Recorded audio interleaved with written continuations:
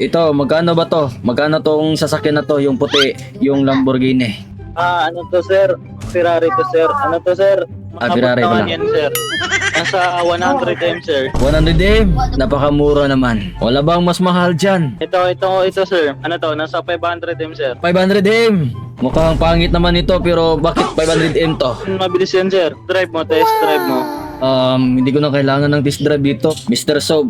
Dahil, alam mo naman, marami na akong sasakyan na sinubukan dito. So, lahat ng mga sasakyan, pag may alikabok, itatapon ko na agad. Puta Brad, ganun ka kayaman. Yaman niyo po talaga sir. Binigyan mo sa akin yan, nahalagaan ko yan. Kahit isang alikabok, di makatapo dyan. Kung ba bibilihan mo sila, ikaw na sir mamili para sa kanila. Okay, sige. Ako na lang mamimili dahil matitigas na ulo itong mga tauhan ko. Pwede ito na lang yung bibili namin.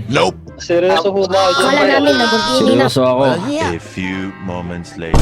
Napakalaking tulong na to sa mga tauhan ko. Magsasaka to mga kasama ko, yung mga tauhan ko, kaya binilan ko ng ganito. Men, ayusin nyo yung trabaho nyo, men. Dapat mo lang. Akala namin Lamborghini na. Gago nyo, mga tanga!